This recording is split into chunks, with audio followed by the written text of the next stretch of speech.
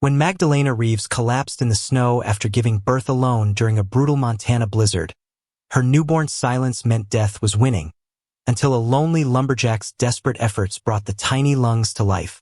But as Elias Thornwood carried the widow and her baby to safety, neither realized that the men riding toward them through the storm would force them to choose between a marriage of convenience and losing everything they'd fought to protect. Could two broken souls become each other's salvation? Or would the ghosts of their past destroy their only chance at redemption? The baby wasn't breathing. Magdalena Reeves pressed her ear against the tiny chest, listening for any sound of life while blood soaked through the quilts beneath her. Outside her cabin, the Montana winter howled like a wounded animal, and she knew no one would come. Not tonight, maybe not for days. She had screamed until her voice cracked, hoping someone might hear. But the nearest neighbor lived 5 miles away, and this storm would keep even the bravest souls by their fires. Her husband Thomas had been dead 3 months now, killed when his horse stepped in a prairie dog hole and rolled over him. She'd been managing alone ever since, growing bigger with child and smaller with hope. Now the baby lay silent in her trembling hands. "Please," she whispered to the empty room. "Please don't leave me too." The December wind of 1867 cut through the Montana territory like a knife made of ice. Snow piled against the cabin walls, and Magdalena could hear the horses in the corral making frightened sounds. They knew something was wrong. Animals always knew. She tried everything she could think of, rubbing the baby's back, breathing into the tiny mouth, pressing gently on the small chest. Nothing worked. The little girl just lay there, blue around the lips, connected to Magdalena by a cord that felt like the last thread holding her to sanity. 3 hours earlier, the pains had started while she was cooking dinner. She'd felt babies kick before. This was her second pregnancy, though the first had ended in heartbreak when she was only 4 months along. But these pains were different, sharp, demanding. They came faster and harder until she could barely stand. She tried to heat water like she'd seen the midwife do when other women gave birth. But the contractions doubled her over before she could get the big pot on the stove.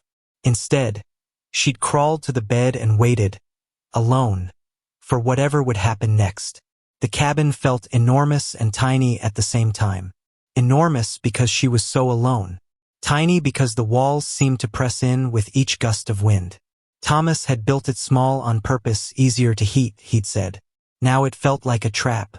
She thought about her sister back in Ohio, who'd begged her not to come west. "Montana's no place for a woman," Sarah had said. "Nothing but wilderness and wild men and winters that kill." But Thomas had dreams of land and lumber, of building something that would last. Now he was buried under 6 feet of earth, and his dreams lay as cold as his body. The baby stirred. Just a flutter so small Magdalena thought she'd imagined it. Then came a sound, barely there, like a kitten's mew. The tiny chest rose and fell once, then stopped again. "No, no, no," Magdalena whispered, lifting the baby closer to her face. "Come on, little one. Stay with me." She breathed into the baby's mouth again, tasting the metallic tang of birth and fear. This time she felt something different. A response. The smallest puff of air against her cheek. Outside, something crashed. Probably a tree branch heavy with snow. The sound made her jump, and she clutched the baby tighter. How long had she been in labor? Hours? Felt like days. Time moved strangely when you were alone with pain and terror. The baby's skin was getting colder. Magdalena wrapped her in the cleanest cloth she could find, then pulled both of them under the heavy quilts her mother had made. Body heat, that's what newborns needed most. She'd learned that much from helping neighbors with their babies back in Ohio. But it might not be enough. The cabin was cold despite the fire, and she was losing blood faster than she'd expected. Her vision blurred at the edges, and she felt dizzy. If she passed out now, they'd both die. The baby would freeze, and she'd bleed to death before morning. She needed help. But who would venture out in this storm? The nearest town was 15 miles away, and the roads were already impassable before the snow started falling. Even if someone tried to reach her, they'd never make it through the drifts. The baby made another small sound, stronger this time. Magdalena looked down and saw tiny fingers curl into a fist. The lips were still blue, but the chest was moving more regularly now. Maybe there was hope after all. Then she heard something that made her heart stop. Footsteps. Heavy boots on the porch stomping off snow. "Hello?" A man's voice called. "Anyone there?" I heard screaming. Magdalena tried to answer, but only a whisper came out. She cleared her throat and tried again. "Help me," she called. "Please help me." The door opened, letting in a swirl of snow and wind. A large man stepped inside, shaking ice from his coat. He had a thick beard and kind eyes, and he looked around the cabin quickly, taking in the scene. "Sweet Jesus," he said softly. "Ma'am, I'm Elias Thornwood. I was cutting timber up the ridge when I heard you calling out. Are you?" He stopped when he saw the baby. "Is that?" "She won't breathe right," Magdalena said, her voice breaking. "I don't know what to do." Without hesitation, Elias crossed the room and knelt beside the bed. His hands were enormous, scarred from years of working with axes and saws, but they moved with surprising gentleness as he examined the baby. "She's breathing," he said. "Just weak. Sometimes they need help getting started." He looked at Magdalena with concern. "How long have you been alone like this?" "Since it started. Hours, I think." The room spun slightly, and she gripped the quilt tighter. "My husband died. There's no one else." Elias nodded grimly.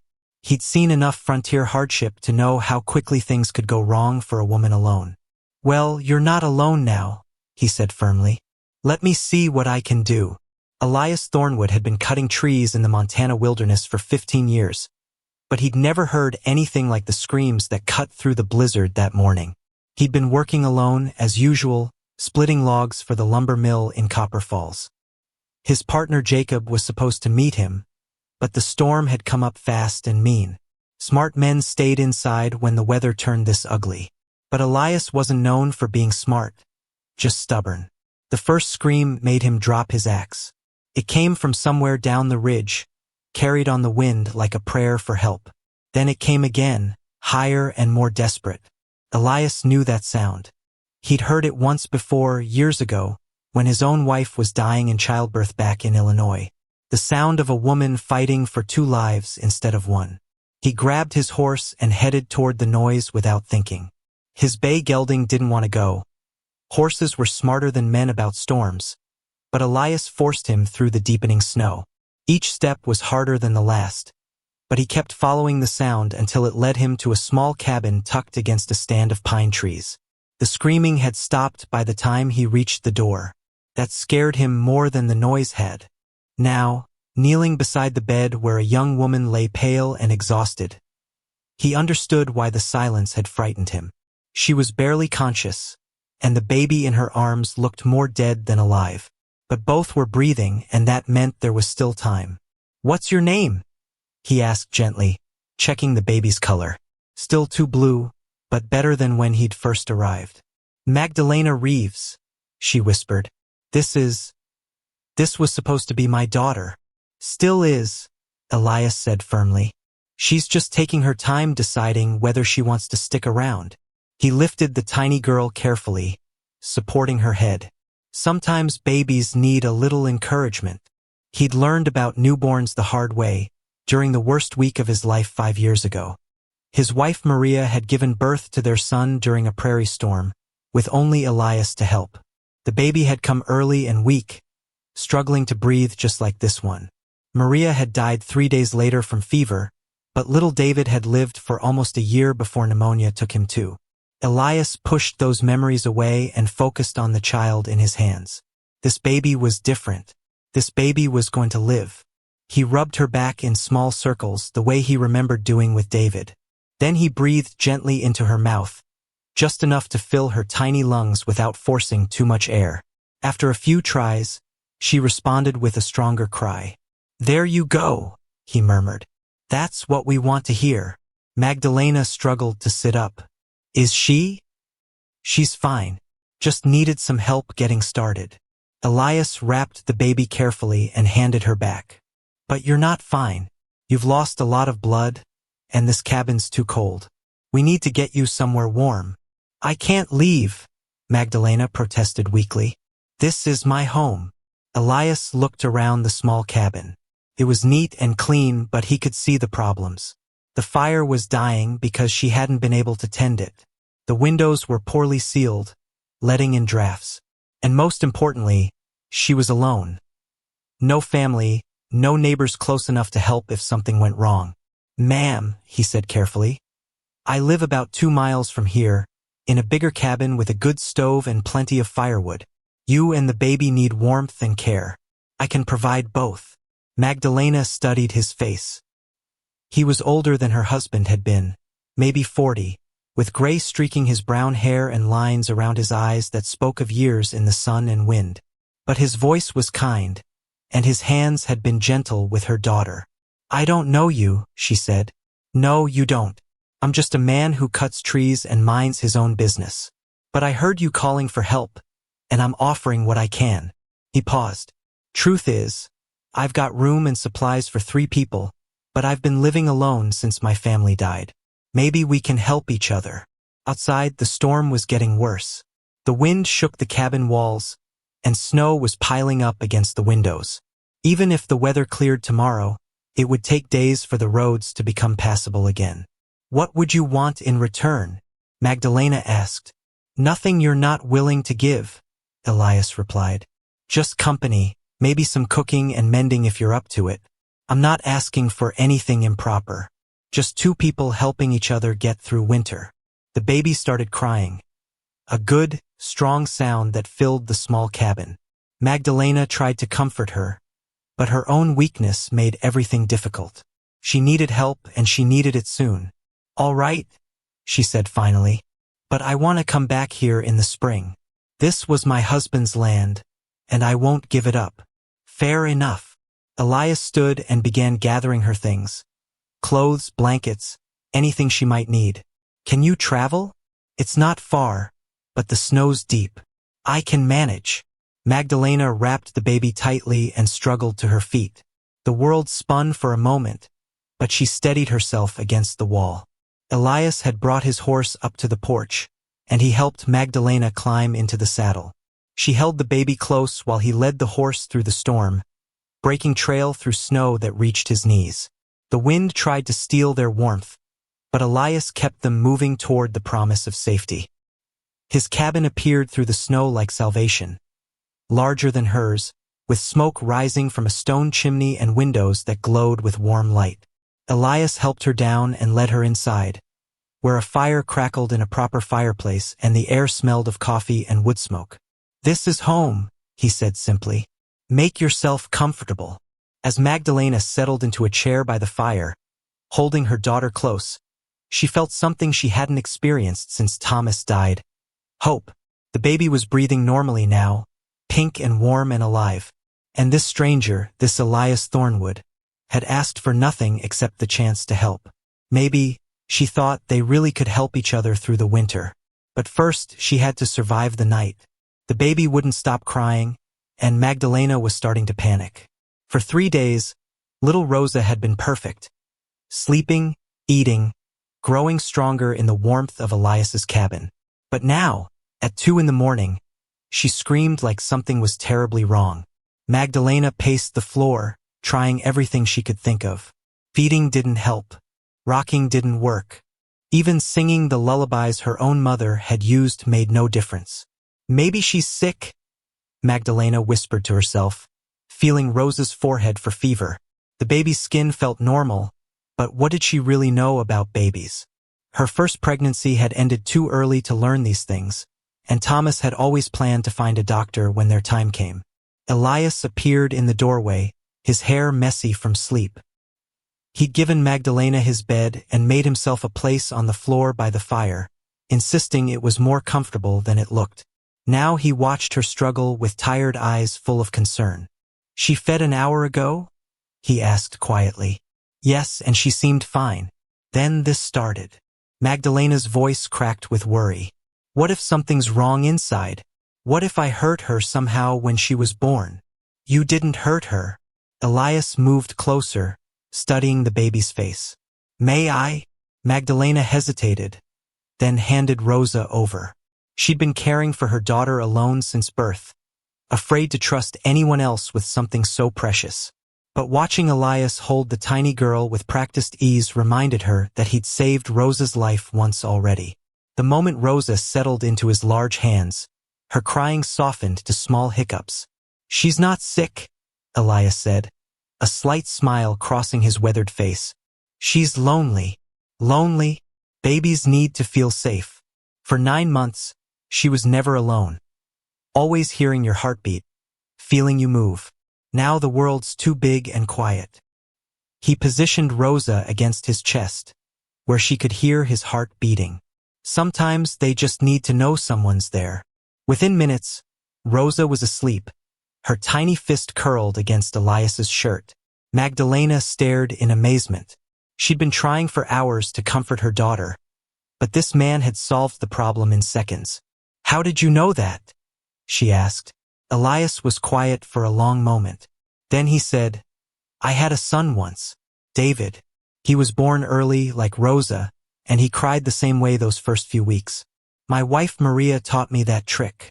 It was the first time he'd mentioned his family. Magdalena had wondered about the extra cradle in the corner, the small clothes folded in a chest, the toys carved from wood that looked too old to be recent work.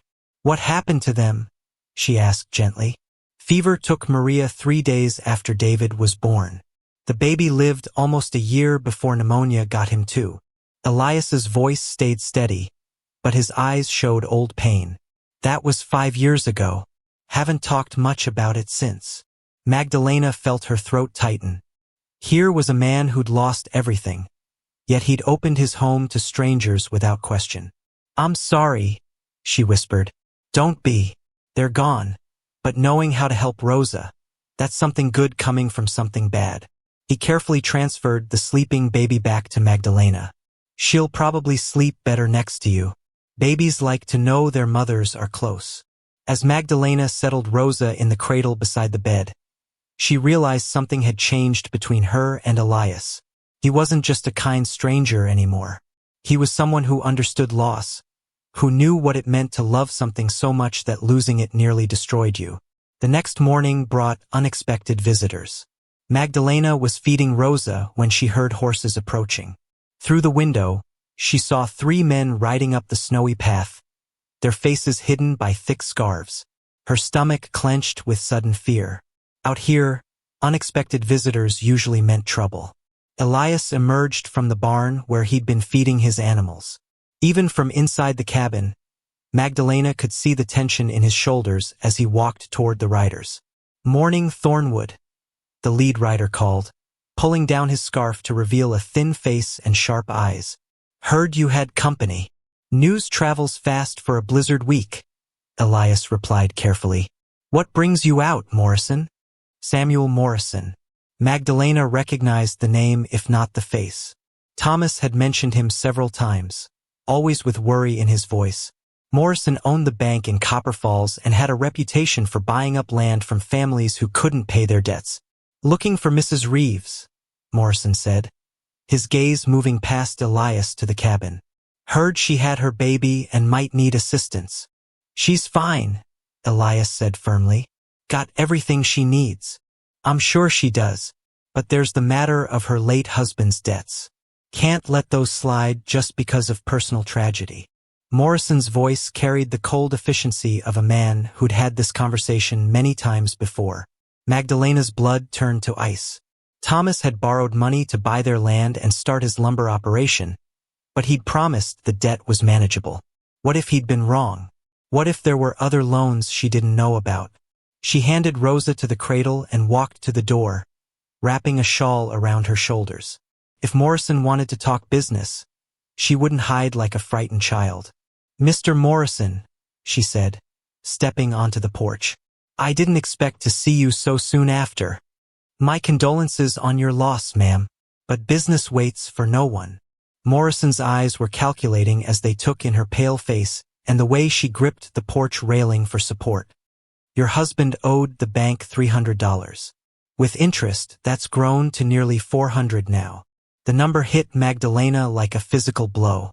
$400 was more money than she'd ever seen at one time. Thomas had told her they owed 50, maybe 75 at most. "That's impossible," she said weakly. Thomas said a lot of things. Promised he'd strike it rich with that timber claim, pay everything back with interest. Morrison pulled papers from his coat. "These say different. Signed contracts, Mrs. Reeves. Legal and binding." Elias stepped closer to Magdalena, his presence solid and reassuring. "What exactly are you asking for, Morrison? Payment in full by spring thaw or the land goes to auction. Simple business." Morrison's smile was thin and cold. "Of course, if Mrs. Reeves wants to discuss alternative arrangements." The way he said it made Magdalena's skin crawl. She'd heard stories about men like Morrison, who used desperate women's circumstances to their advantage. The thought of what he might consider alternative arrangements made her feel sick. "The land is all I have," she said, fighting to keep her voice steady. "Without it, I have nothing." "Exactly my point. Best to settle this quickly, before things get more complicated." Morrison gathered his reins. "I'll give you until April to decide. After that, the law takes its course." As the three men rode away, Magdalena felt the world spinning around her. Everything Thomas had worked for, everything they'd planned to build together, it could all disappear because of debts she'd never known existed. $400, she whispered. "How could I possibly?" "Hey!" Elias's voice was gentle but firm. "Don't borrow trouble from tomorrow. We'll figure something out." "We?" Magdalena looked at him with surprise. "This isn't your problem." "Maybe not, but you're staying in my house, and your baby's sleeping in my son's cradle. That makes it my problem if I say it does." His gray eyes were steady and determined. "Besides, I know Morrison. He's a snake who preys on folks when they're down. I won't stand by and watch him destroy a woman with a newborn baby." Magdalena felt tears she'd been holding back finally spill over. For months, she'd carried every burden alone. Thomas's death, the pregnancy, the fear of winter, and now this crushing debt. Having someone willing to share the load felt like a miracle she didn't deserve. "Why would you help me?" she asked through her tears.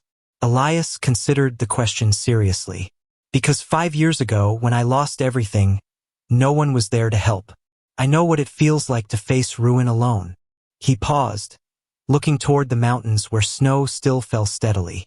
"Maybe this is my chance to be the person I needed back then." 2 weeks later, Magdalena discovered that Elias Thornwood had secrets of his own.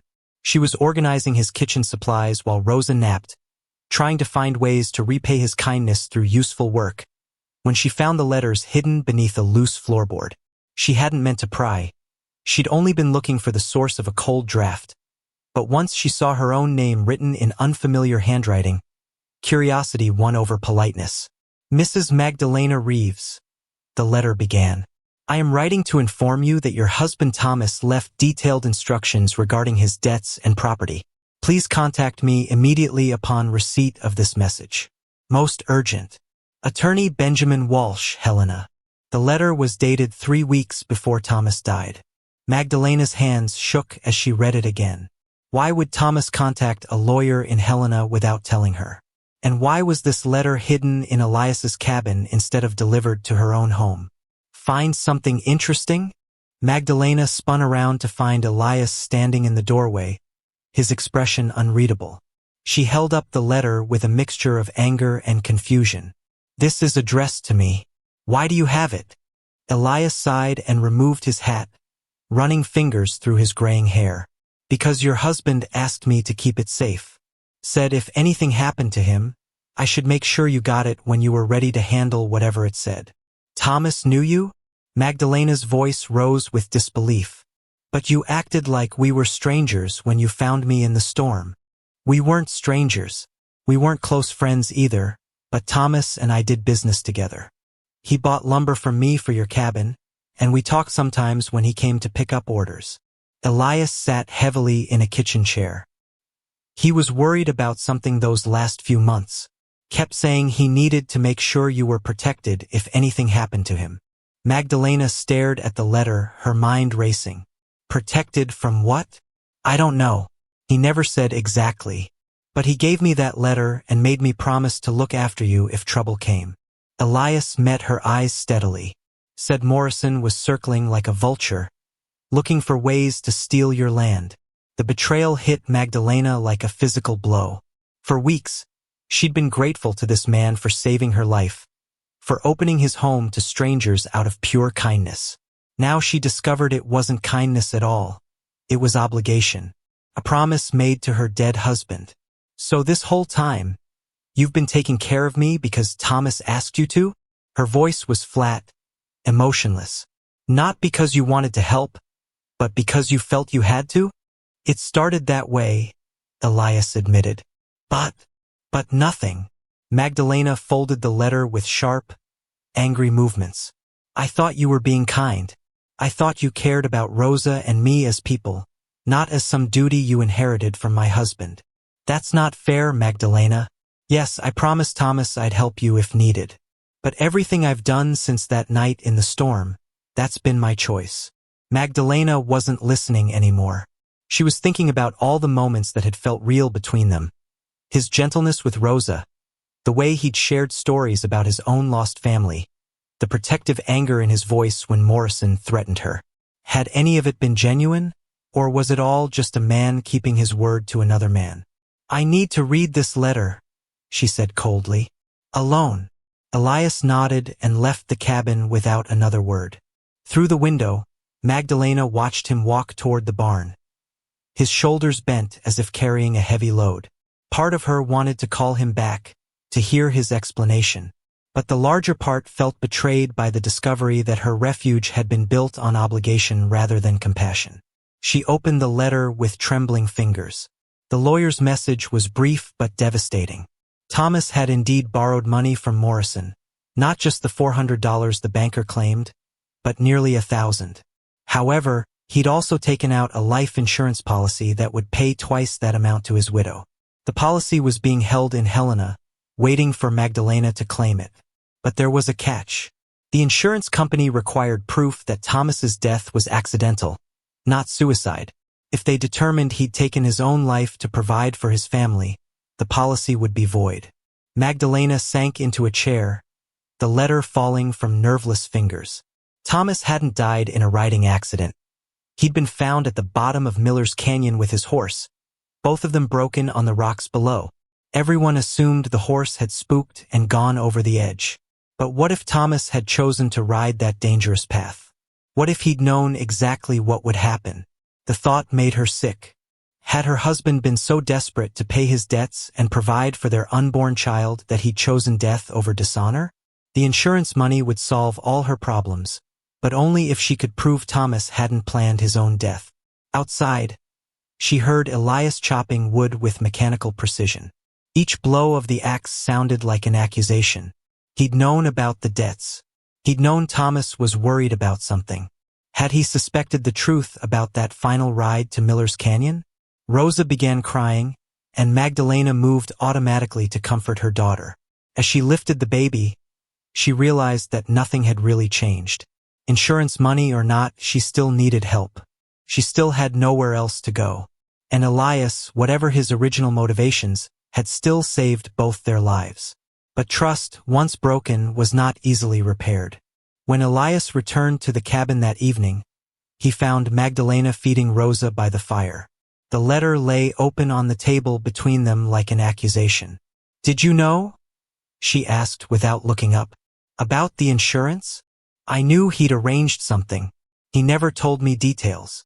Elias hung his coat by the door and approached carefully, as if she might run. "Did you read what it says about proving his death was accidental?" "Yes." Magdalena's voice was barely above a whisper. "Do you think, could Thomas have?" "No." Elias's answer was immediate and firm. "I rode out to Miller's Canyon the day after it happened. Saw the tracks, the broken ground where his horse went over. That was an accident, Magdalena. A terrible, senseless accident. But the insurance company might not believe that. Then we'll make them believe it. We'll ride to Helena, talk to this lawyer, show them whatever proof they need." Elias paused. If you'll trust me to help you. Magdalena looked at him, then really looked at him. She saw the exhaustion in his face, the worry in his eyes, the way he held himself ready to accept whatever decision she made. He'd lied to her by omission, but he'd also saved her life and cared for her daughter. Maybe trust wasn't about perfect honesty. Maybe it was about choosing to believe in someone despite their flaws. Why didn't you tell me the truth from the beginning? She asked. Because you were scared and hurt and alone with a newborn baby. You needed to heal, not worry about legal complications and insurance claims. Elias sat across from her, careful to maintain distance. Maybe I was wrong to keep it from you, but I wanted you to have time to get strong before facing whatever Thomas left behind. It was a reasonable explanation, even a kind one, but it still stung to know that major decisions about her life had been made without her knowledge or consent. If we're going to continue helping each other, Magdalena said slowly, I need to know everything. No more secrets, no more decisions made for my own good. I'm stronger than you think. Yes, you are, Elias agreed. And I'm sorry I doubted that. As they sat in the firelight, with Rosa sleeping peacefully between them, Magdalena felt the first stirrings of something beyond gratitude or obligation. Despite the lies and complications, despite the uncertain future that lay ahead, she was beginning to care about this complicated man who'd brought them in from the storm. But caring about someone and trusting them were two different things. And trust, she was learning, had to be earned one honest conversation at a time. The gunshot cracked through the morning air like thunder, and Magdalena knew their peaceful days were over. She was hanging diapers on the line behind Elias's cabin when the sound echoed from the direction of her old homestead. Rosa began crying at the sharp noise, and Magdalena quickly gathered the baby close to her chest. Through the trees, she could see smoke rising, too much smoke for a normal cooking fire. Elias came running from the barn, his face grim. Someone's at your place, he said, grabbing his rifle from inside the cabin. That smoke's not natural. Who would be there? Magdalena asked, though she already suspected the answer. Only one person had reason to visit her abandoned homestead, and Samuel Morrison wasn't known for his patience. Stay here with Rosa, Elias ordered, checking his weapon. Lock the door and don't open it for anyone but me. But Magdalena was already wrapping the baby in warm blankets. That's my home they're burning. I'm coming with you. Magdalena, it's not safe. Nothing's been safe since Thomas died. Her voice carried a strength that surprised them both. If Morrison's destroying my property, I need to see it with my own eyes. The ride to her homestead felt like traveling back in time. Everything looked smaller than Magdalena remembered. The cabin where she'd given birth, the corral where Thomas had kept their horses, the small garden plot now buried under snow. But the most shocking change was the barn. Half of it lay in charred ruins, still smoking in the cold air. 3 men stood near the destruction, and Morrison's thin smile confirmed Magdalena's worst fears.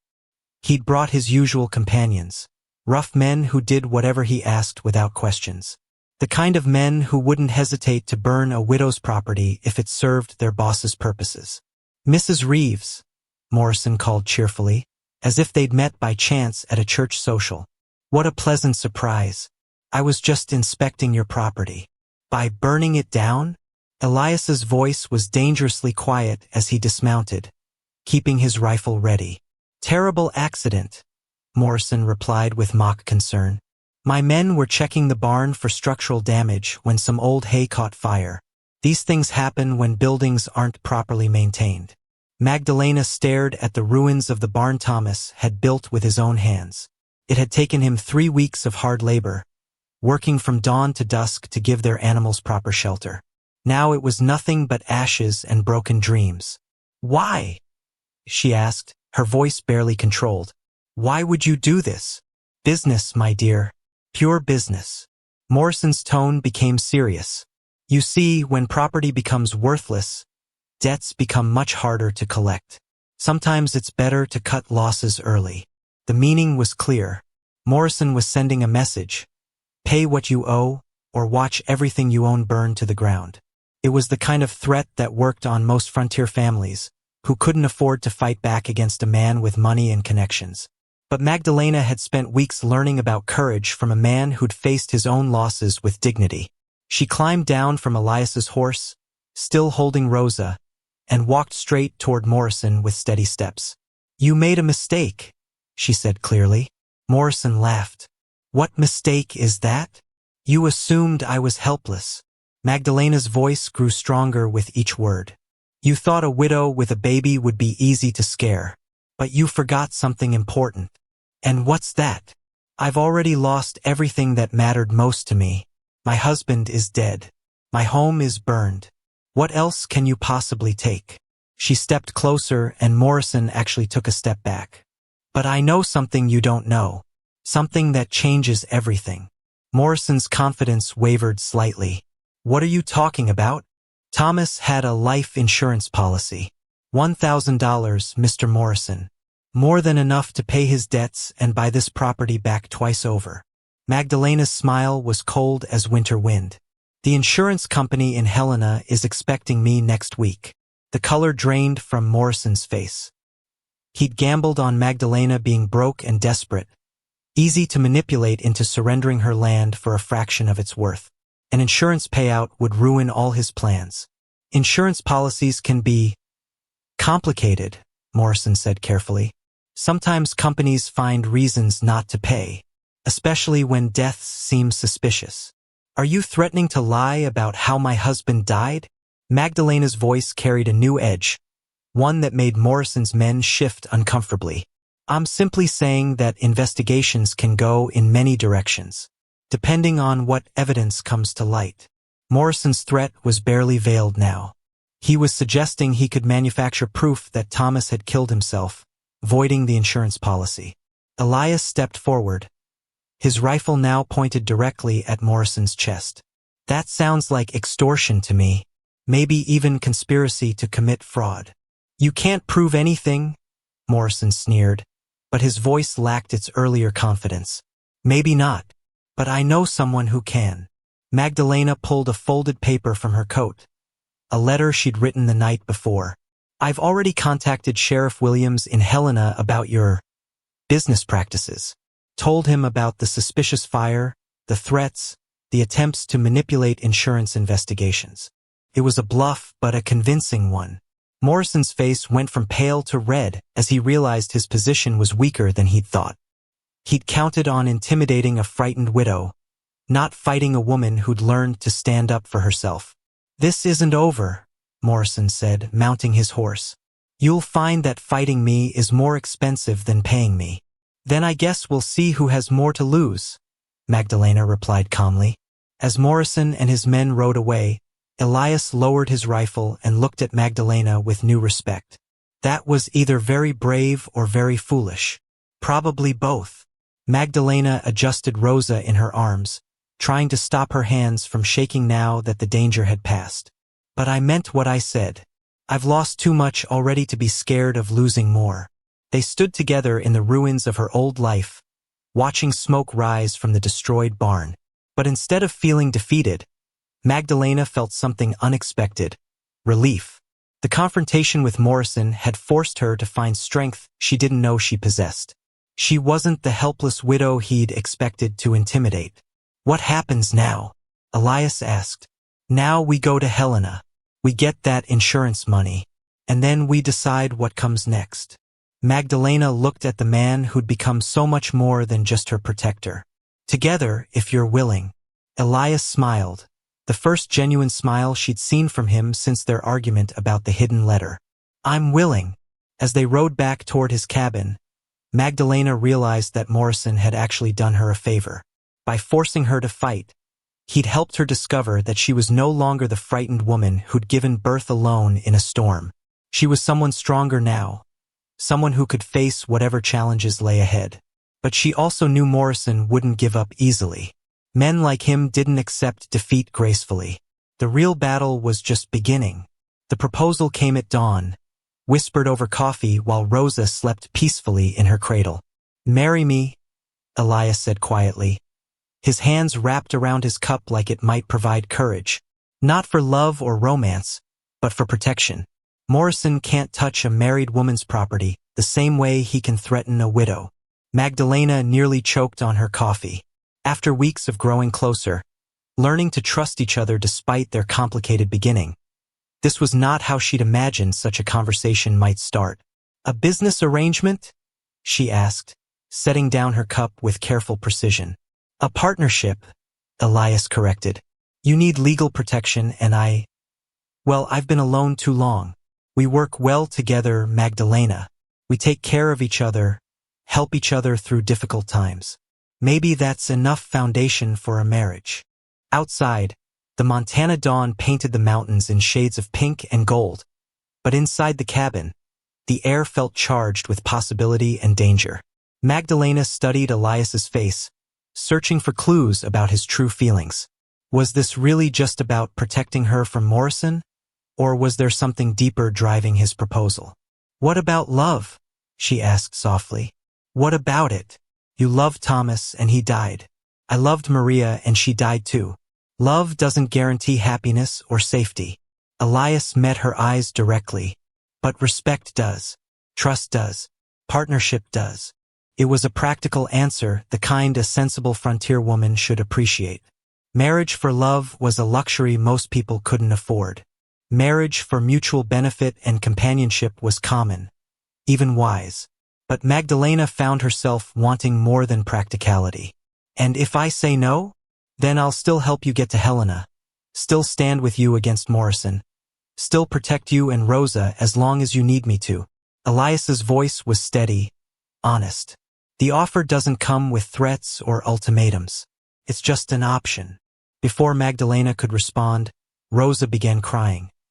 Not the distressed wails of her early days, but the demanding cries of a healthy baby who expected her needs to be met promptly. As Magdalena lifted her daughter, she caught Elias watching them both with an expression that was definitely not businesslike. "You love her," Magdalena said suddenly. "Rosa, you love her like she was your own." Elias's weathered face softened. "Hard not to. She's got your stubborn streak and your courage. Plus, she's the first baby I've held since David died. Feels like getting a piece of my heart back." There it was, the real reason behind his proposal. Not just legal protection or practical partnership, but the chance to be a father again. And looking at the way Rosa reached for Elias when he spoke, Magdalena realized her daughter had already chosen him as family. "If we did this," she said carefully, "what would people say? A widow remarrying so quickly after her husband's death. Let them talk. People always find something to criticize." Elias stood and moved to the window, looking out at the mountains he'd called home for so many years.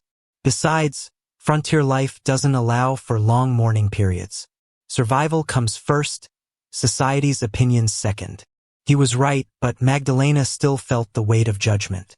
In the civilized world, a woman was expected to grieve for at least a year before considering remarriage.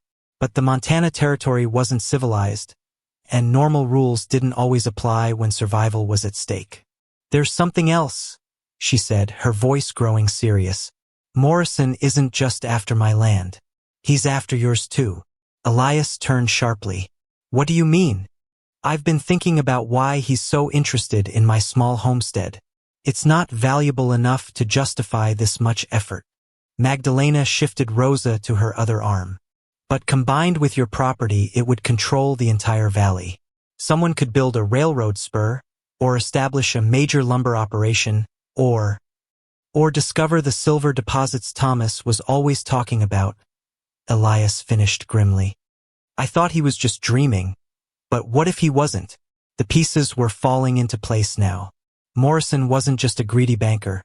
He was a man with bigger plans who needed their land to make those plans work. Marriage would complicate his schemes significantly, especially if both properties were jointly owned by a couple willing to fight back. "So this proposal isn't just about protecting me," Magdalena said. "It's about protecting both of us. Does that change your answer?" Magdalena considered the question seriously. Marriage to Elias would solve her immediate problems: legal protection, financial security, a father for Rosa. But it would also mean giving up any chance of finding the kind of love she'd shared with Thomas. Was safety worth that sacrifice? Then she looked at Elias, really looked at him. She saw the kindness in his eyes when he watched Rosa sleep. She remembered his gentle hands when her daughter couldn't breathe. She thought about the way he'd stood up to Morrison, the patient way he'd listened to her fears, the respect he'd shown for her strength even when she didn't believe in it herself. Maybe this wasn't the passionate romance of her youth, but it was something deeper, a partnership built on mutual respect and genuine care. Maybe that was enough foundation for love to grow. "Yes," she said quietly. "Yes, yes, I'll marry you. But not just for protection or business." Magdalena stood and moved closer to him. "I'll marry you because I think we could build something good together. Something real." Elias's smile was like sunrise after a long winter night. "When?" "Soon. Before Morrison has time to cause more trouble." Magdalena paused, suddenly nervous. "But Elias, I need you to know that I cared about Thomas, and I always will. If we do this, you'll be marrying a woman with ghosts." "We all have ghosts, Magdalena. The question is whether we let them haunt us or help us appreciate what we have now." He reached out and touched her face gently. "I'm not asking you to forget Thomas. I'm asking you to choose a future that honors his memory while still allowing yourself to be happy." It was exactly the right thing to say. Magdalena felt tears she'd been holding back for months finally spill over. Not tears of sadness, but tears of relief. She wasn't betraying Thomas's memory by choosing to move forward. She was honoring it by refusing to let grief destroy the family he died trying to protect. "Then let's go to town today," she said, wiping her eyes. "Get the preacher to marry us before we head to Helena. Face everything else as husband and wife." As they began making plans, Rosa gurgled happily in her mother's arms, as if she approved of the arrangement. Outside, the Montana sun climbed higher over mountains that had witnessed countless stories of survival and second chances. Magdalena was about to become part of that tradition. A woman who'd found love twice, lost it once, and chosen to risk her heart again on the promise of partnership and hope. It wasn't the ending she'd planned when she'd married Thomas, but it might be exactly the beginning she needed. The wedding ring slipped from Magdalena's trembling fingers and rolled across the church floor, spinning like a coin before settling near the altar steps. Pastor Williams looked up from his prayer book with concern as Elias quickly retrieved the simple gold band. Around them, the small wooden church in Copper Falls seemed to hold its breath. Even Rosa, usually fussy during quiet moments, remained silent in the arms of Mrs. Patterson, the pastor's wife who'd agreed to serve as witness. "Are you all right, my dear?" the pastor asked gently. Magdalena nodded, though her face had gone pale. This was really happening. In a few minutes, she'd be Mrs. Elias Thornwood instead of Mrs. Thomas Reeves. Part of her felt like she was betraying everything she'd built with her first husband, even though her mind knew this marriage was the right choice. "Just nervous," she managed to say. Elias stepped closer, his presence solid and reassuring. "We can wait if you need more time," he said quietly, meant only for her ears. "No." Magdalena's voice grew stronger. "I want to do this. I need to do this." The ceremony resumed, but it was interrupted again by the sound of horses approaching fast. Through the church windows, they could see riders dismounting outside, too many riders for a peaceful visit. "Expecting company, Pastor?" Elias asked, his hand moving instinctively toward the gun at his hip. "Not today." Pastor Williams frowned as heavy boots stomped up the church steps. "This is supposed to be a private ceremony." The church doors burst open, and Samuel Morrison strode in with 3 armed men behind him. His face was flushed with anger and something that looked like desperation. Behind him came a stranger, a well-dressed man with a badge pinned to his vest. "Stop this wedding," Morrison demanded. "I have legal grounds to prevent this marriage." "On what authority?" Pastor Williams asked, straightening to his full height despite being outnumbered. The stranger with the badge stepped forward. "Deputy Marshal Johnson from Helena. I have a warrant for Mrs. Reeves' arrest on charges of insurance fraud and conspiracy." Magdalena felt the world tilt sideways. "That's impossible. I haven't done anything wrong." According to Mr. Morrison's investigation, You and your late husband conspired to fake his death for insurance money. He claims to have evidence that Thomas Reeves is still alive and hiding in Canada. The accusation was so outrageous that Magdalena almost laughed. Almost. But the deputy's serious expression and Morrison's satisfied smile told her this was no joke. Somehow, Morrison had convinced a federal marshal that Thomas had faked his own death. "That's the most ridiculous thing I've ever heard," Elias said angrily. "I saw Thomas Reeves' body myself. Helped carry him to the cemetery. This is harassment, pure and simple." "Then you won't mind if Mrs. Reeves comes with me to Helena for questioning," Deputy Johnson replied. "If she's innocent, the investigation will clear her name. And if she's guilty," Morrison added with obvious satisfaction, "the insurance policy is void and her debts remain unpaid. Either way, this wedding is postponed indefinitely." Magdalena realized the trap Morrison had set. Even if the charges were eventually dropped, the investigation could take months. During that time, she'd have no legal protection as Elias's wife, and Morrison could seize her property for debt payment. It was a clever, vicious plan. "I'm not going anywhere without proof of these charges," she said firmly. Deputy Johnson pulled out official-looking papers. Sworn testimony from 3 witnesses claiming they saw Thomas Reeves alive in Fort Benton last month. Testimony from a hotel clerk who says a man matching his description checked in under a false name. "Paid testimony," Elias said flatly. "Morrison's bought himself some liars." "That's a serious accusation, Mr. Thornwood. Do you have proof of bribery?" Before Elias could answer, a new voice spoke from the back of the church. "Actually, I do." Everyone turned to see Jacob Whitmore standing in the doorway, but he wasn't alone. With him was a tall, dark-haired man who looked vaguely familiar to Magdalena. Behind them stood Sheriff Williams from Helena, the real Sheriff Williams, not Morrison's bought deputy. "Gentlemen," Sheriff Williams said pleasantly, "I'm afraid there's been a misunderstanding. Deputy Johnson here isn't actually a federal marshal anymore. He was dismissed from service last week for accepting bribes." Morrison's face went white. "That's impossible. I checked his credentials myself." "You checked forged credentials?" the dark-haired stranger said, stepping into the church. "Credentials I helped him create in exchange for information about your activities, Mr. Morrison." Magdalena stared at the man, recognition finally dawning. He had Thomas's build, Thomas's coloring, but his face was different, scarred and weathered in ways her husband's had never been. "Who are you?" she whispered. "Nathan Reeves," the man replied gently. "Thomas's older brother. The one everyone thought died in the war." The revelation hit the church like a thunderbolt. Magdalena had heard about Nathan, Thomas's beloved brother who'd supposedly been killed at Gettysburg. But here he stood, very much alive, and apparently working to expose Morrison's schemes. "But Thomas said you were dead," Magdalena said, her voice barely audible. "Thomas thought I was dead. Everyone did. I was captured, spent 3 years in a Confederate prison camp, and when I finally escaped, I decided it was easier to stay dead than come home to a world that had moved on without me." Nathan's eyes were sad but kind.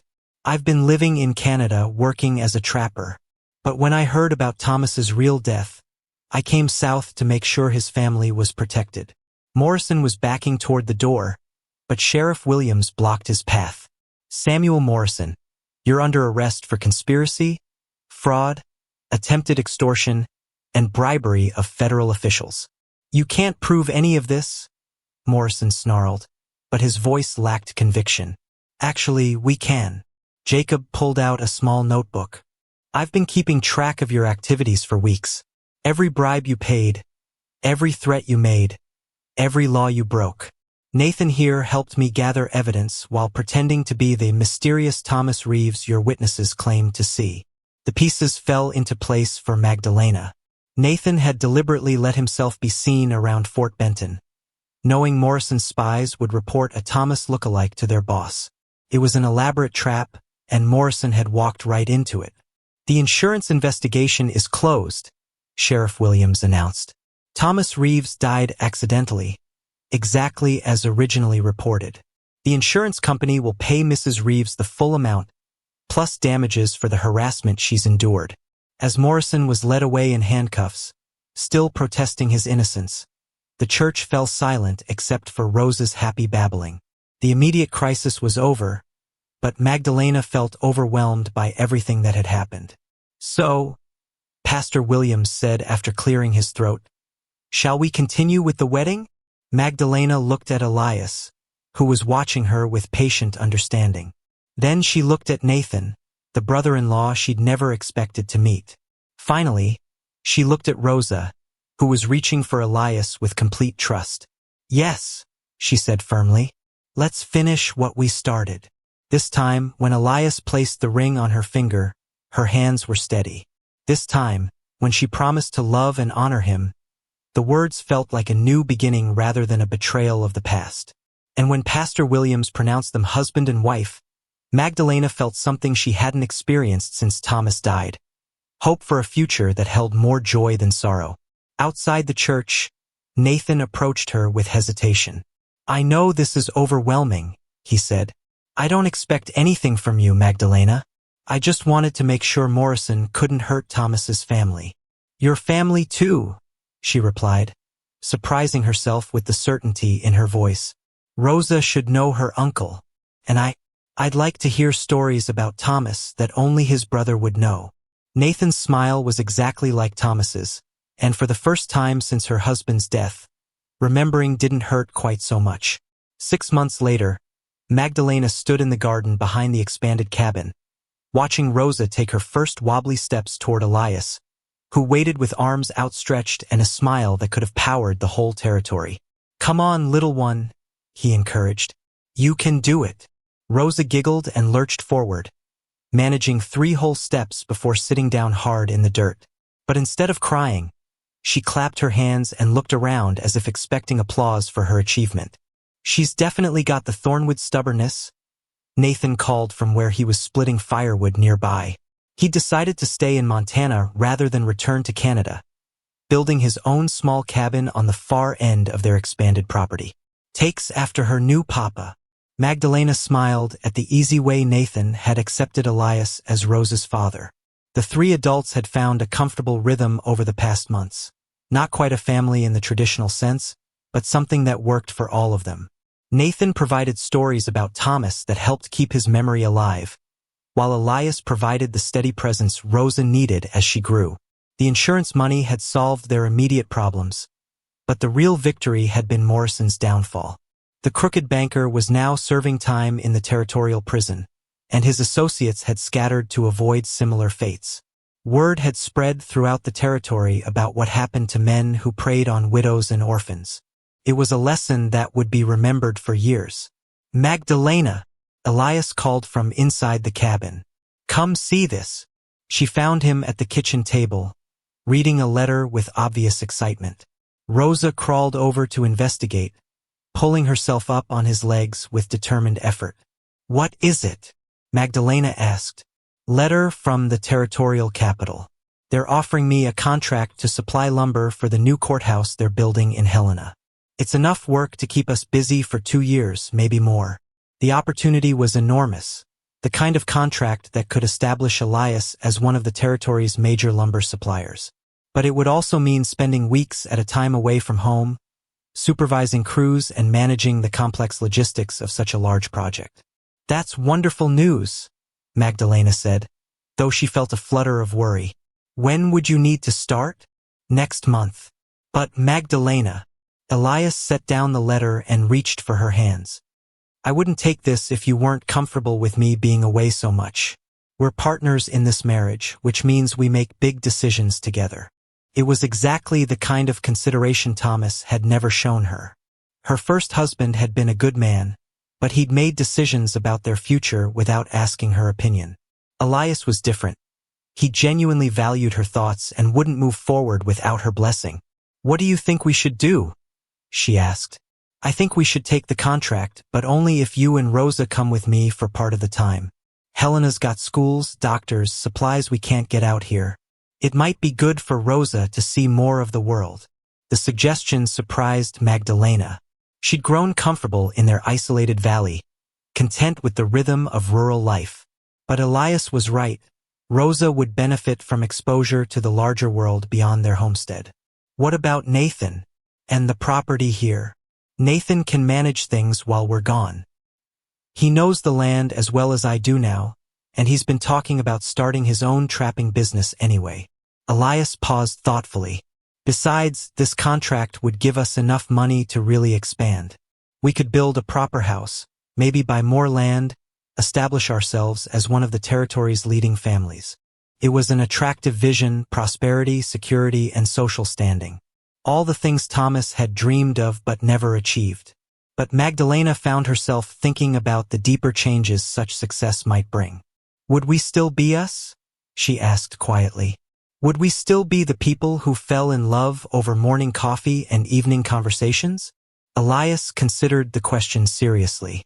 I think that depends on us. Money and status can change people, but only if they let it.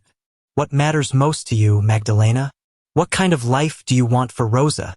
She looked around the cabin they'd expanded together, room by room, as their family had grown. It wasn't grand or impressive, but it was theirs.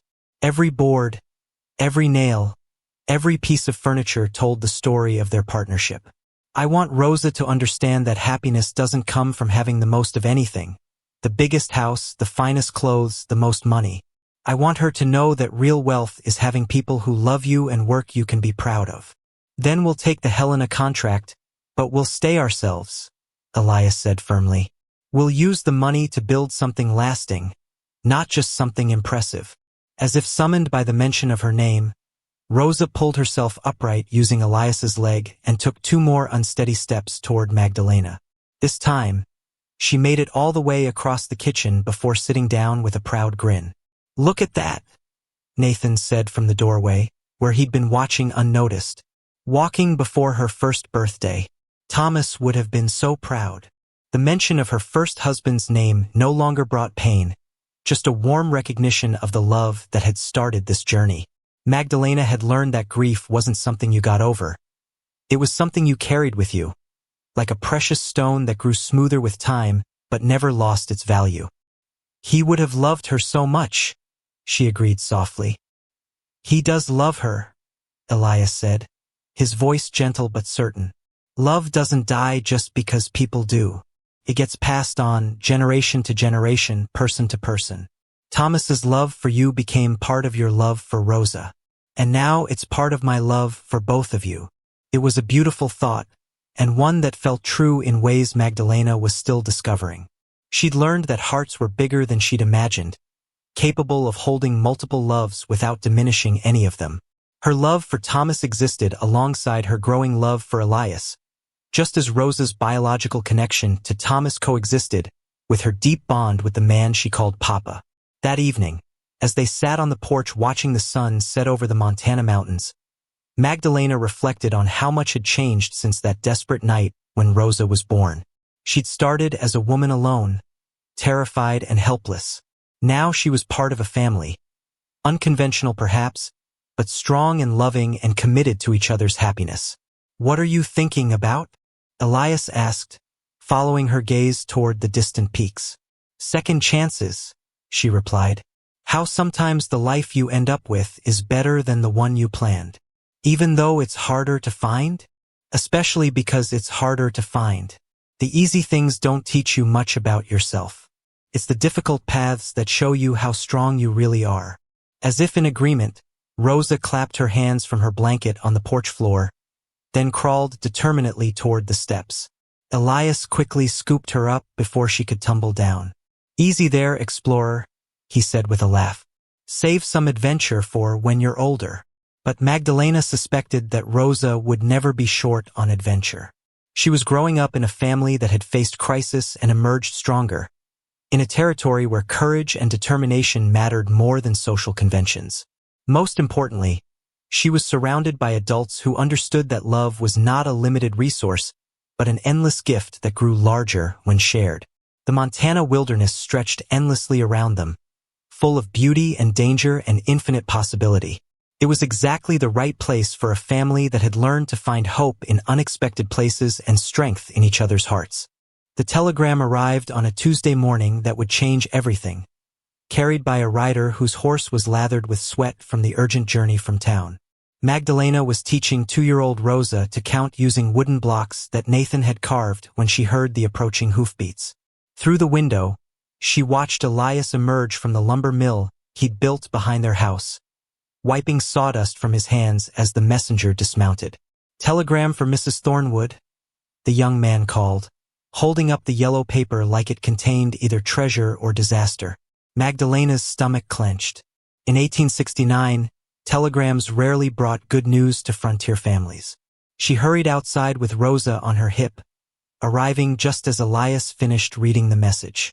His face had gone pale beneath his work-weathered tan. "What is it?" she asked, though part of her didn't want to know. "It's from Helena. The territorial governor wants to see us. All of us." Elias handed her the telegram, his voice tight with worry. "Says it's urgent and concerns Rosa's legal status." Magdalena read the brief message twice, her heart sinking with each word. Legal status. Those 2 words could mean only one thing. Someone was questioning Rosa's parentage or Elias's right to adopt her. But who would raise such questions now, 2 years after their marriage? Could Morrison have arranged this somehow? She asked. From prison. Morrison's still locked up, and most of his associates left the territory. Nathan appeared from behind the house, where he'd been checking their newest logging equipment. But men like him have long reaches and longer memories. The messenger cleared his throat apologetically. "Beggin' your pardon, ma'am, but I was told to wait for a reply. The governor's expecting you in Helena within the week." A week. Barely enough time to arrange their affairs and make the 3-day journey to the territorial capital. Magdalena looked at Rosa, who was babbling happily and pulling at her mother's hair, completely unaware that adult complications were threatening to disrupt her peaceful world. "We'll be there," Elias told the messenger firmly. "Tell the governor we'll arrive Friday morning." After the rider left, the 3 adults stood in uncomfortable silence. They'd built such a good life here. Elias's lumber business was thriving, Nathan's trapping enterprise was growing, and Rosa was developing into a bright, curious child who knew she was loved by everyone around her. Now some distant bureaucrat wanted to examine their family arrangements like specimens under a microscope. "Maybe it's not as bad as we think," Magdalena said without much conviction. "Maybe it's just routine paperwork." "Since when is anything involving the territorial government routine?" Nathan asked grimly. "Someone's stirring up trouble, and they've convinced important people to pay attention." That evening, as they prepared for the trip to Helena, Magdalena found herself studying Rosa with new eyes. Her daughter had Thomas's dark hair and stubborn chin, but her smile was pure joy, the smile of a child who'd never doubted her place in the world. What would happen to that innocent confidence if some judge or bureaucrat decided that Elias wasn't her real father? "She belongs with us," Magdalena said fiercely as she packed Rosa's clothes. "No matter what any law says, she belongs with us." "I know." Elias was cleaning his good suit, the one he'd worn to their wedding. "But knowing what's right and convincing government officials are 2 different things." "What's the worst they can do?" Magdalena asked, though she wasn't sure she wanted to hear the answer. "They could rule that the adoption isn't legal because Rosa wasn't properly orphaned, that since you remarried so quickly, there wasn't sufficient evidence of abandonment or need." Elias's voice was carefully controlled. "They could say she needs to be placed with blood relatives, or in an official orphanage until her status is clarified." The thought of losing Rosa made Magdalena feel physically sick. This child was everything to her. Not just a link to Thomas's memory, but a vibrant, irreplaceable person who'd brought light back into her life after the darkest period she'd ever known. "Over my dead body," she said quietly. "Let's hope it doesn't come to that." Nathan had appeared in the doorway, his face serious. "I've been thinking about this situation, and I have an idea. It's not perfect, but it might help." "What kind of idea?" Elias asked. "What if I claim Rosa as my niece? As Thomas's brother, I'd have more legal standing than either of you in some court's eyes. If I petition for custody and then immediately sign guardianship over to you both, It might satisfy whatever legal requirements are causing problems. It was a clever solution, but one that required Nathan to take significant risks. If the plan backfired, he could find himself legally responsible for Rosa while being separated from the only parents she'd ever really known. "That's asking too much," Magdalena protested. "You'd be gambling your freedom and future on legal technicalities." "Rosa's my family too," Nathan replied simply. "Thomas would have done the same for my children if our situations were reversed." The Helena they arrived in 5 days later was bustling with activity. The territorial capital had grown dramatically since Magdalena's last visit, with new buildings rising on every street and crowds of people pursuing the business of government and commerce. It was exciting and overwhelming, especially for Rosa, who pressed her face against the hotel window and pointed at every horse, carriage, and interesting passerby. Their appointment with Territorial Governor Benjamin Potts was scheduled for 10 o'clock Saturday morning in the imposing stone building that housed the territorial government offices. Magdalena had dressed Rosa in her finest dress, blue cotton with white lace trim that she'd sewn herself, while Elias wore his wedding suit and Nathan had purchased new clothes for the occasion. "Remember," Elias said as they climbed the steps to the governor's office, "we're not asking for favors. We're simply clarifying the legal status of our family." But when they were ushered into the governor's office, they discovered they weren't the only people interested in Rosa's legal status. Sitting across from Governor Potts was a well-dressed woman with iron gray hair and cold, calculating eyes. "Mr. and Mrs. Thornwood," Governor Potts said politely, "I'd like you to meet Mrs. Constance Hartford. She represents the Territorial Children's Welfare Society." Mrs. Hartford stood and examined Rosa with the clinical interest of someone evaluating livestock. "So this is the child in question. She appears healthy enough, though I notice some concerning behavioral patterns." "What kind of patterns?" Magdalena asked, her voice dangerously quiet. "Excessive attachment to non-biological caregivers. Lack of proper feminine deportment for a child her age. Signs that she's been allowed to develop too much independence and willfulness." Mrs. Hartford's tone suggested these were serious character flaws. "These issues are common in children raised without proper oversight." Rosa, apparently sensing the woman's disapproval, moved closer to Elias and wrapped her small arms around his leg. The gesture was so natural, so full of trust and affection, that it spoke louder than any legal document about where she belonged. "Mrs. Hartford has raised concerns about the circumstances of your marriage and adoption," Governor Potts explained. "She believes Rosa would be better served in a more traditional family environment." "What's more traditional than a loving mother and father?" Nathan asked, speaking for the first time.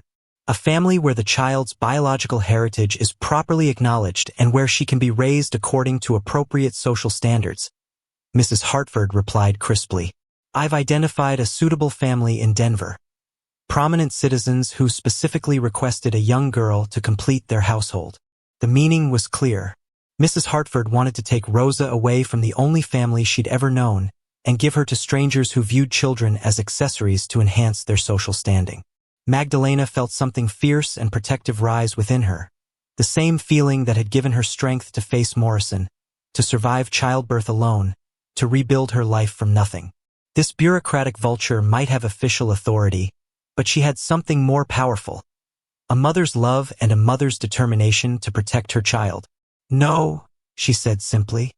"I'm afraid this isn't a matter of your preferences, Mrs. Thornwood," Mrs. Hartford replied. "The territorial government has an obligation to ensure all children are properly." "I said no." Magdalena's voice cut through the woman's speech like steel through silk. "Rosa is my daughter. Elias is her father. Nathan is her uncle. We are her family, and no one, not you, not the government, not anyone, is going to take her away from us."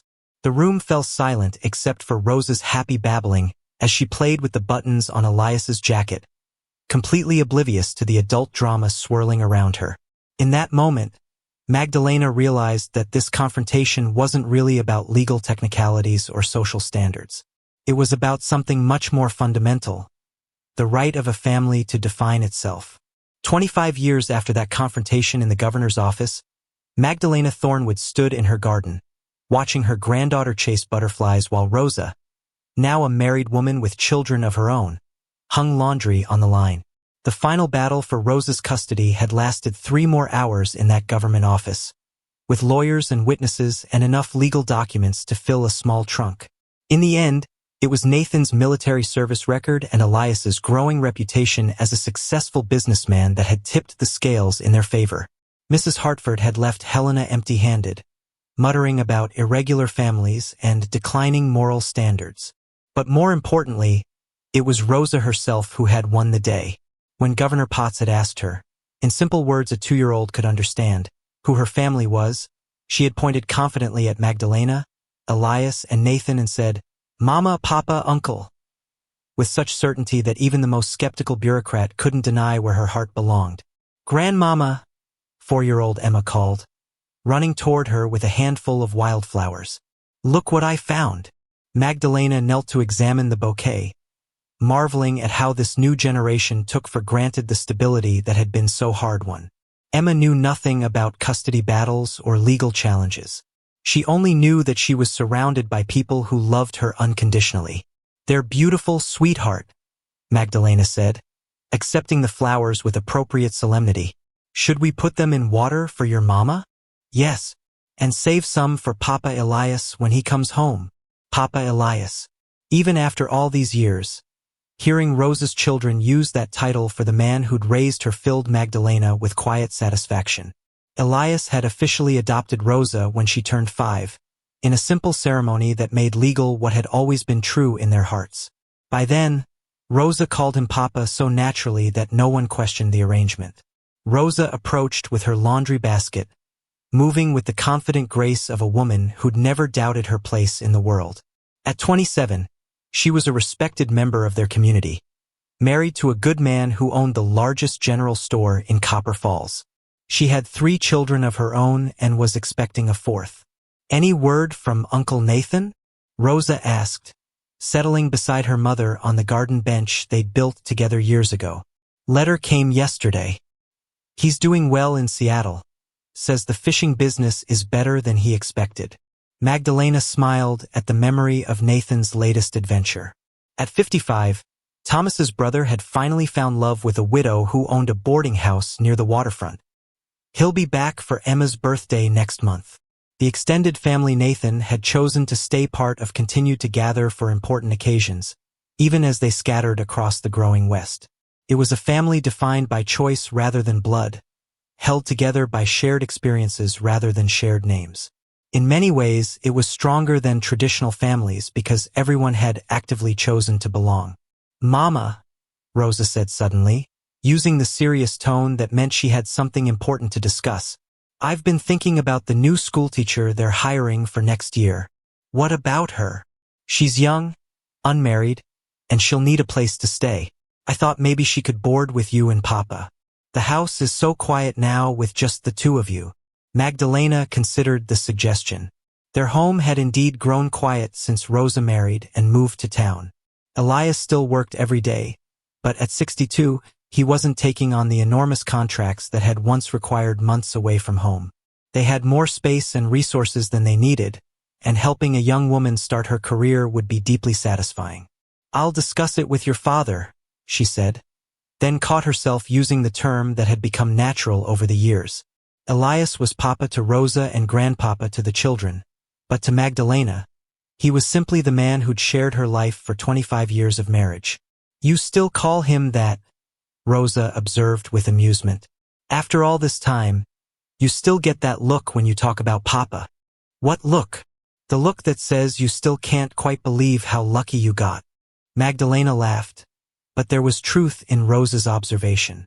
Even after a quarter-century of marriage, she sometimes woke up surprised to find herself in a warm bed beside a man who'd kept every promise he'd ever made to her. Their love had grown slowly, like a tree putting down deep roots, until it became the foundation everything else was built on.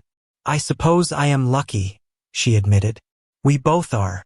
Your father, Elias, he could have had an easier life if he'd stayed alone. Instead, he chose to help a desperate woman and her baby, and somehow that choice led to all this." She gestured around the garden, Toward the house they'd expanded room by room as their prosperity grew. Toward the town that had developed partly because of Elias's lumber business. Toward the family that had grown from crisis into something beautiful and enduring. "Do you ever think about my birth father?" Rosa asked quietly. "About Thomas?" It was a question Rosa had asked occasionally over the years, usually during moments of quiet reflection like this one. Magdalena had always answered honestly, sharing memories of Thomas that honored his place in their family history without diminishing Elias's role as Rosa's real father. "Every day," Magdalena replied, "but not with sadness anymore. I think about how proud he would be of the woman you've become, of the family we've built, of the way his love for us became part of something larger. I wish I could have known him. You do know him. Every time you stand up for what's right, that's Thomas's stubbornness. Every time you refuse to give up on something important, that's his determination. Every time you show kindness to someone who needs help, that's his generous heart." Magdalena reached over and squeezed her daughter's hand. "The best parts of him live on in you." As the afternoon sun slanted through the trees, painting everything in golden light, Magdalena reflected on the journey that had brought them to this peaceful moment. She'd started as a frightened girl who thought love came only once in a lifetime. She'd learned that hearts were bigger than she'd imagined, capable of holding multiple loves without diminishing any of them. The sound of a wagon approaching interrupted her thoughts. Through the trees, she could see Elias returning from town, probably with supplies for the new addition they were planning to build. At 62, he was still strong and vital, still the steady presence that had anchored their family through every storm. "There's Papa now," Rosa said, gathering up her children. "We should head home before dinner." As the family prepared to scatter to their respective homes, Magdalena felt the deep contentment that came from watching a day end well. Tomorrow would bring new challenges. It always did in frontier life. But tonight there was peace, prosperity, and the knowledge that they'd built something lasting together. Elias appeared around the corner of the house, his face lighting up when he saw the group in the garden. After 25 years of marriage, he still looked at Magdalena like she was the best surprise of his day. "How are my girls?" he asked, gathering Emma into a hug while nodding affectionately at Rosa and Magdalena. "We're perfect, Grandpapa," Emma announced with the confidence of a child who'd never known anything but love and security. And looking around at the family they'd built from the ashes of loss and the courage to try again, Magdalena had to agree. They were, in all the ways that mattered, absolutely perfect. The Montana mountains stood eternal around them, witness to countless stories of survival and redemption. But this story, their story, was one of the fortunate few that had found its way not just to survival, but to genuine happiness. In a land where winter could last half the year and nothing was ever guaranteed, they had discovered that the human heart was capable of miracles, if only one had the courage to believe in second chances and the wisdom to recognize that sometimes the best families were the ones you chose for yourself.